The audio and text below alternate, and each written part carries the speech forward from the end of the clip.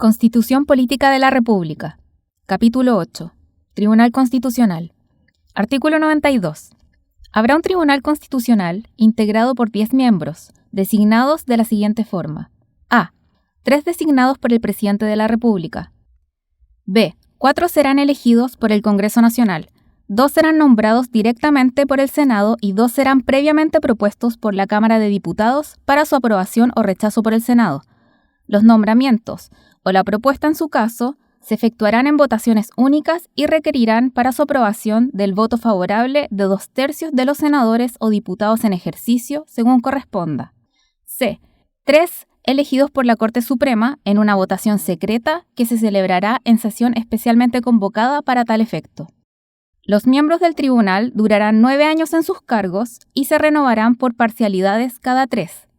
Deberán tener a lo menos 15 años de título de abogado, haberse destacado en la actividad profesional, universitaria o pública, no podrán tener impedimento alguno que los inhabilite para desempeñar el cargo de juez, estarán sometidos a las normas de los artículos 58, 59 y 81 y no podrán ejercer la profesión de abogado, incluyendo la judicatura ni cualquier acto de los establecidos en los incisos 2 y 3 del artículo 60.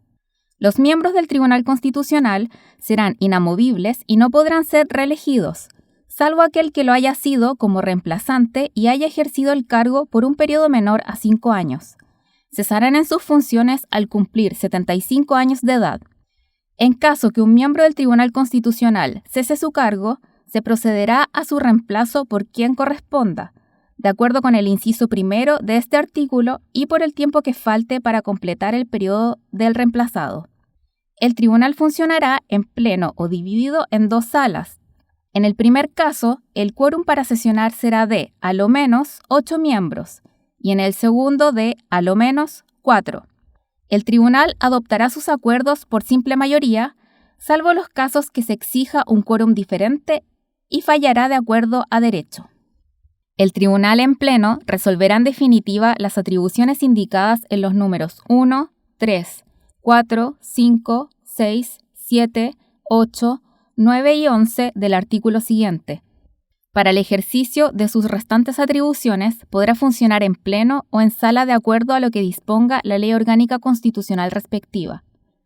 Una ley orgánica constitucional determinará su organización, funcionamiento, procedimientos y fijará la planta, régimen de remuneraciones y estatuto de su personal.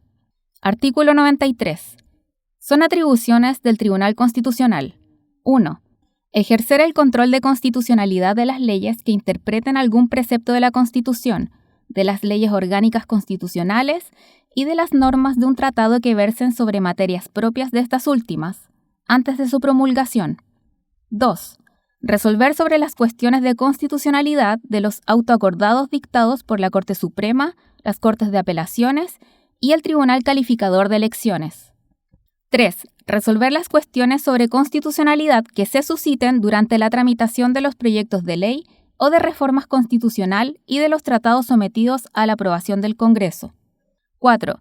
Resolver sobre las cuestiones que se susciten sobre la constitucionalidad de un decreto con fuerza de ley. 5.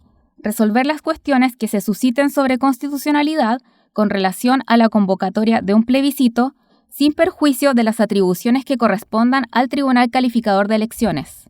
6. Resolver, por la mayoría de sus miembros en ejercicio, la inaplicabilidad de un precepto legal cuya aplicación en cualquier gestión que se siga ante un tribunal ordinario o especial resulte contraria a la Constitución.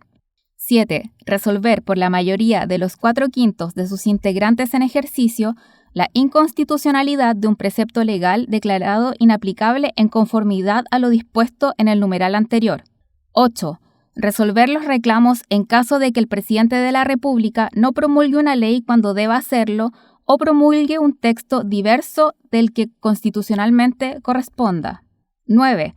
Resolver sobre la constitucionalidad de un decreto o resolución del presidente de la República que la Contraloría General de la República haya representado por estimarlo inconstitucional, cuando sea requerido por el presidente en conformidad al artículo 99. 10.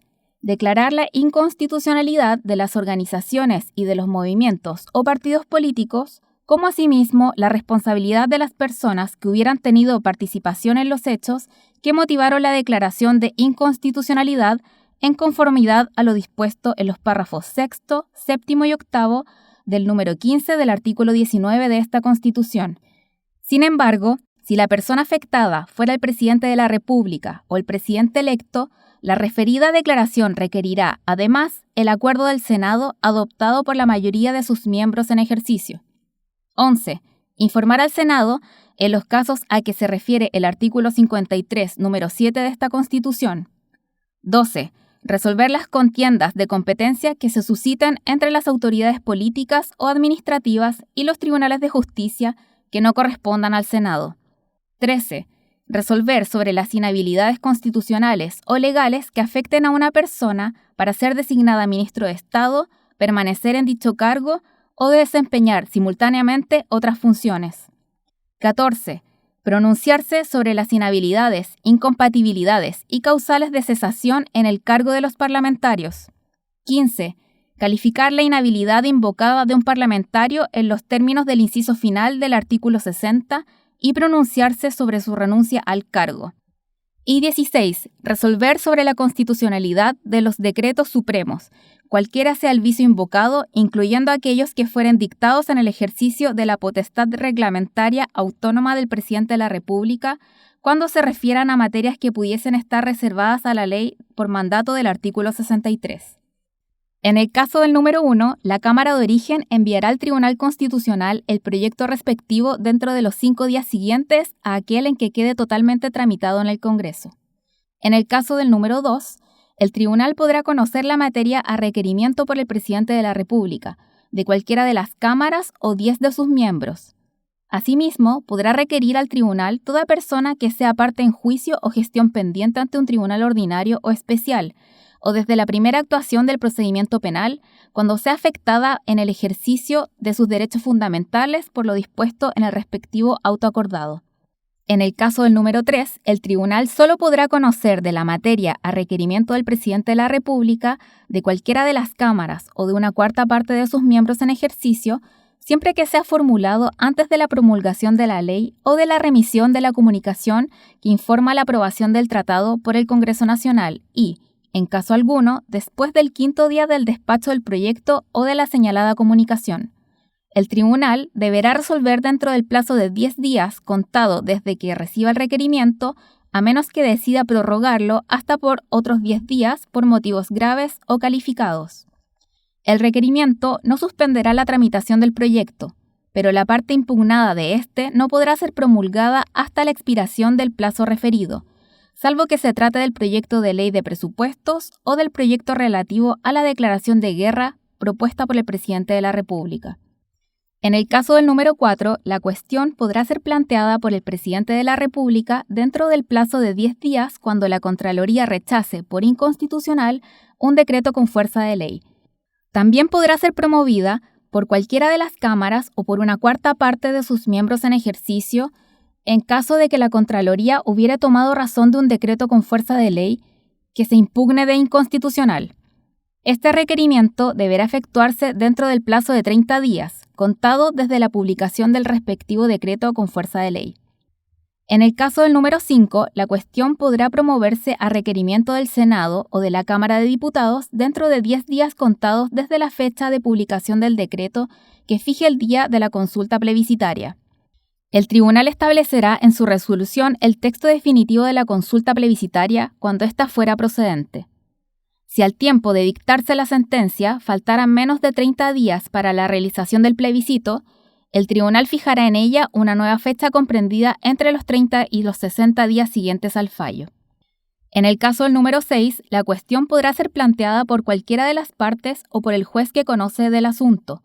Corresponderá a cualquiera de las salas del tribunal declarar, sin ulterior recurso, la admisibilidad de la cuestión siempre que verifique la existencia de una gestión pendiente ante el tribunal ordinario o especial, que la aplicación del precepto legal impugnado pueda resultar decisivo en la resolución de un asunto, que la impugnación esté fundada razonablemente y se cumplan los demás requisitos que establezca la ley.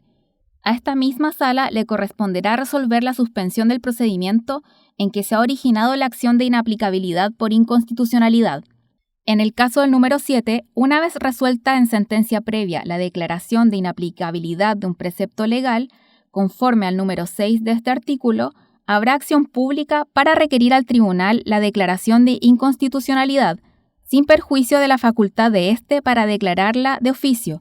Corresponderá a la Ley Orgánica Constitucional respectiva establecer los requisitos de admisibilidad en el caso de que se ejerza la acción pública, como asimismo regular el procedimiento que deberá seguirse para actuar de oficio.